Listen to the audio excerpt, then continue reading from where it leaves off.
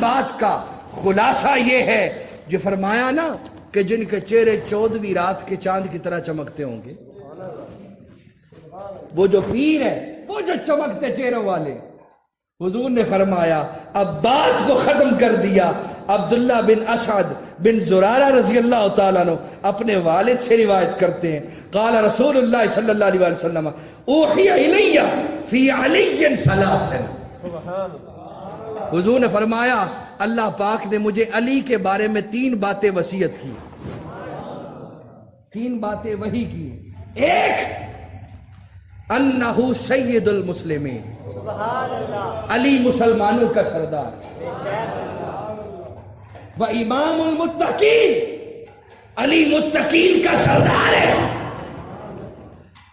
وقائد الغر المحجلین، وقائد الغر المحجلین، اور فرمایا وہ جو چمکتے چہرے والے 14ویں رات کے چہرے والے ہوں گے، ہم نے ان چہروں والوں کا علی کو قائد بنا دیا ہے۔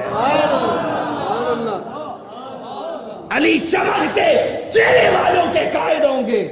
یہی سلسلہ ہے، یہی سلسلہ ہے جو پیر سے ہوتا جو پیر سے ہوتا اس کے پیر تک پہنچتا ہے، اس کے پیر سے ہوتا اس کے پیر تک پہنچتا ہے، اور اس باب کا اختتام مولا علی کے دروازے پہ ہوتا ہے۔ کیوں؟ کیونکہ اللہ پاک نے علی کو چمکتے چہرے والوں کا سردار بنا دیا۔ یہ سلسلہ ہے۔ بلکہ میں آپ کو آبزرویشن کی بات، مشاہدہ بھی ہوتا ہے نا کچھ، کہ انسان کچھ دیکھ کے بھی سیکھتا ہے۔ یہ آپ دیکھیں کہ عرب کی سرزمین پر اتنے مفسر نہیں، جتنے مفسر اور جتنے محدث حدیث بیان کرنے والے اور جتنے قرآن کی تفسیر کرنے والے وہ عرب میں تھوڑے ہیں۔ یعنی آپ اس طرح سمجھ لیں کہ عرب کے علاقے میں 20% ہے اور ایران عراق کے علاقے میں 80% ہے۔ ایران عراق عجمی علاقوں میں 80% ہے، اور عرب جہاں کی عربی ہے وہاں سے 20% یہ لوگ ہیں تفسیر اور حدیث والے۔ اس کی وجہ کیا ہے؟ میں بتاتا ہوں وجہ کیا ہے۔ وجہ یہ ہے کہ عجم میں مولا علی لیٹا ہے، عجم میں، عراق میں مولا علی خود لیٹے ہیں، اور جہاں پہ باب مدینۃ العلم لیٹا ہو وہاں سے علم کے چشمے نہیں پھوٹیں گے تو پھر کیا ہوگا؟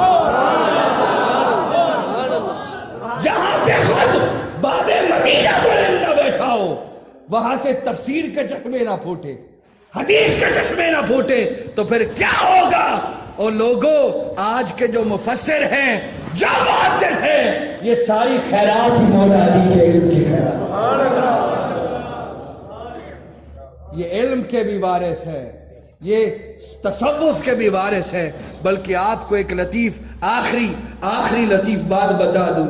صاحب تفسیر مزری نے، میں نے پڑھا، میں حیران ہو گیا یہ ان کی عبارت پڑھ کے، تفسیر مزری کی۔ وہ کہتے ہیں لوگوں، تم سمجھتے ہو کہ مولا علی اس امت کے اولیاء کے سردار ہیں؟ اس امت کے ولی مولا علی بناتے ہیں؟ صاحب تفسیر مزری قاضی ثناء اللہ پانی پتی کہتے ما بلغ احد من الامم السابقۃ درجۃ الاولیاء الا بتوسط روحہ رضی اللہ تعالی عنہ۔ فرماتے جو پہلی امتوں میں بھی ولی بنتے رہے ان کو ولی مولا علی بنایا کرتے تھے۔ یہ قاضی ثناء اللہ نے لکھا ہے۔ پھر فرمایا، اب انہوں نے بات کو کیسے جوڑا؟ وہ کہتے پھر کیا ہوا؟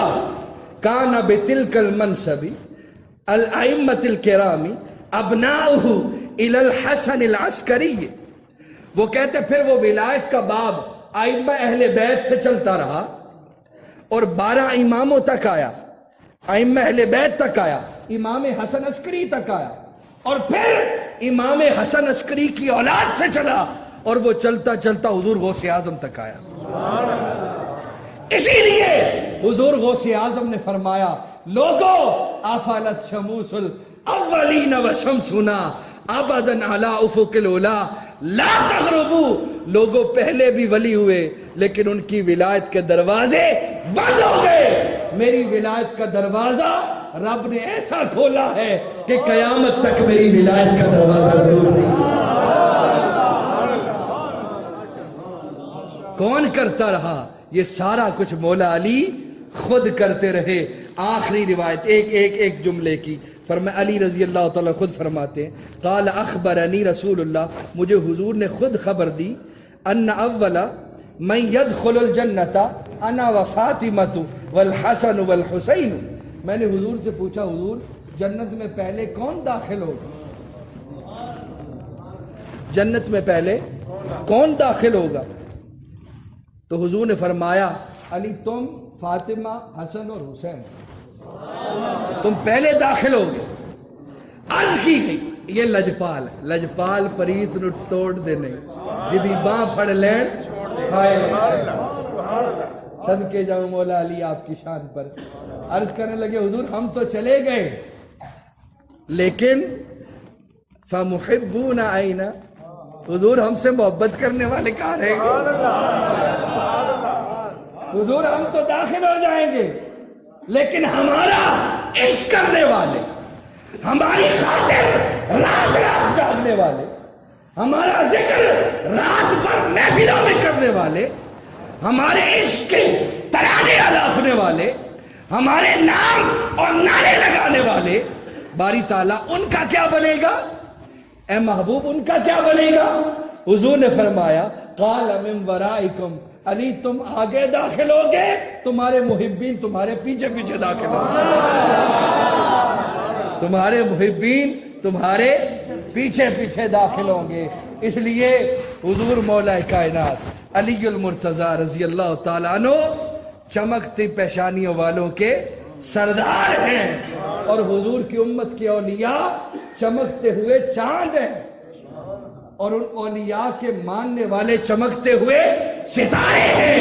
اور قیامت والے دن حضور نے فرمایا، جس طرح میں چاند ہوں صحابہ ستارے ہیں، میری امت کے ولی چاند ہے اور ان کے غلام ستارے ہیں. قیامت کے دن اگر کسی نے اس جماعت کو پہچان نہ ہو تو پہچان یہی ہے کہ پیر درمیان میں چمکتا ہوگا اور مرید ارد گرد ستاروں کی طرح چمکتا ہوگا. اور